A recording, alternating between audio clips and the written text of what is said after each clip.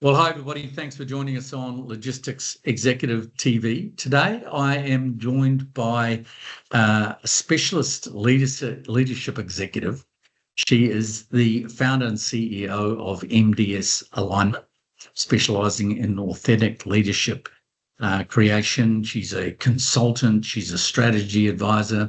She has held extremely senior positions right across industry and especially in the logistics and supply chain field. We'll talk a little bit more about that in a minute. But she's also the author of a book, a co-author of a book that's recently been published. And that's one of the reasons we want to talk to her today. So without further ado, I'm very pleased to welcome Mandy Deakin-Snell from the UK. Hey, Mandy. Hi, thanks, Kim. Lovely introduction. Appreciated. Thanks for joining us. And we've been following each other on LinkedIn for several years now, and it's been exciting to see the amount of developments that are going on in your world. And I forgot to mention, you're also an international speaker, and I think the last time we touched base, you were in Asia somewhere giving a speech. Yeah, I was in China. Yeah, first time on mainland China, actually, in Xiamen. So it's brilliant. Really good. Excellent. Very good. So as I mentioned, you've held senior positions around the world over the years. You've been an international managing director with GeoPost. You've been with DBD Group, international operations manager, and way back several decades ago, like myself, at the same time, you were a general manager as I was at TNT. Exactly. Yeah, we sort of run parallel lines somewhere, haven't we? It's quite funny.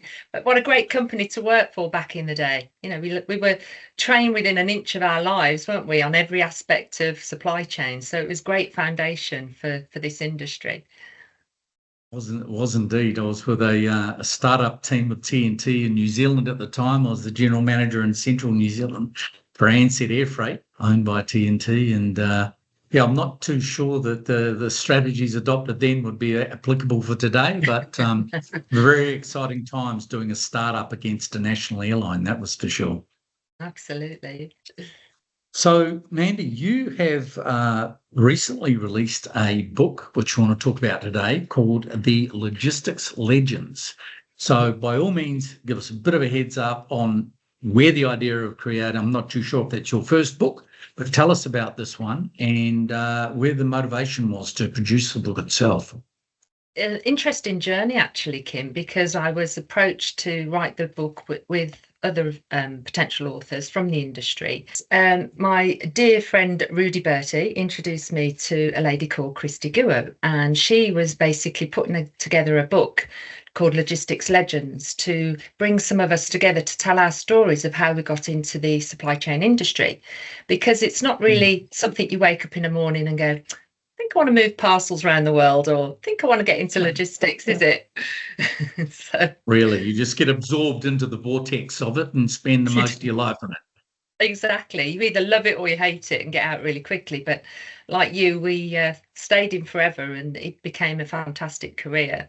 And she wanted to, the angle of the book was, tell me a story how you got into the industry, you know, what dragged you or what pulled you towards this kind of, the supply chain sector. It's very different. And as I say, not everybody wakes up wanting to do it. So I was intrigued. I've always wanted to write a book. I've got hundreds of journals with lots of stories, some very funny stories about logistics. Maybe I'll bring that one out next. And this one was a little bit more of a quite cathartic journey of how did I get into this industry? And when I started writing, I couldn't stop and realised that, yeah, there's some interesting insights that the younger generation might find useful, because they often think a career is going to make them happy, but it isn't. You have to be happy in your career and create what you want. Yeah. Very, very sage words indeed. Yeah, no doubt about that. And so tell us a little bit about some of the I presume this is drawing on the experience of various people. Names aren't so important, but perhaps some of the summary of some of the level of people and the companies that they've worked for over the years that are no doubt in the book itself. Yeah, there's some great leaders, actually. We've got Rudy Bertie, who was the CEO and founder of CCL, a customs clearance in UK, and developed a fantastic organisation that helped launch the e-commerce into the UK and out of the UK, and he supported some of the big integrators. So a really great leader. What period would that have been, Mandy? Is this in the 90s, 80s, 90s, perhaps? Yeah, so late 90s, and he. Okay. Yeah, he sort of sold his company a few years ago and then set up Okay.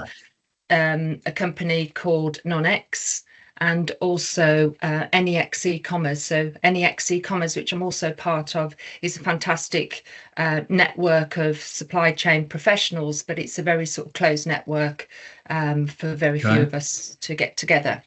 And that helps, we help each other across the world with solutions for our customers, lots of consultants in there, but also some fantastic companies like Atlas Logistics and Scurry and so on. So it's also tech companies as well. Okay, and is this mainly European executives that are featured in the book itself, or is there a broader range? Broader range. So from India, we've got Asia, we've got America, UK. Yeah. It's really is. Okay. Europe. Yeah. So we have. I'm going to read them off here so I get the names right. So Have you got a copy of the book there, Mandy? I have. There we go. Excellent. There you go. Excellent. Okay. Yeah. Thank you. Go. So that's a copy of the book. Can you see it? Brilliant. Yes, we can. Yeah. So, all good. Yeah. Let me just introduce Dr. Sri Rasamanikam, Mr. Ashwin Didwania. So Dr. Sri is in Switzerland, Ashwin is in India, Dipankar Parashar, myself, Rudy Bertie, Derek Scarborough in the US, and Gilbert Ernest in Australia and Asia. And then obviously Christy, who put the book together, who's amazing. Okay. She's an amazing leader.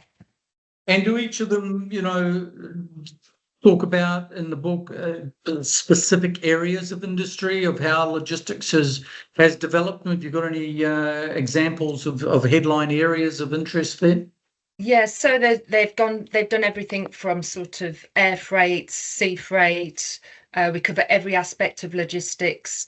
My expertise was e-commerce, Rudy's was customs clearance, but they offer all-round services. Their companies are still going, some of these guys, and they offer some fantastic services and solutions, especially helping e-commerce companies and logistics companies connect with other regions of the world. So, some really good expertise in there, but it's more about their story.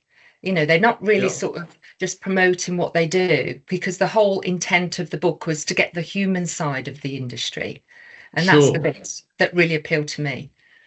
And I'm sure, just harking back to your earlier comment, I'm sure there's a lot of humour in there, and a lot of stories along the way of interest about various things that have happened in the industry. Yeah, some very funny stories. I won't do any spoilers. I'd encourage you to read it and share that with your listeners, because not just to promote the book, but everybody will get something different from it. There's some really wise words and insights.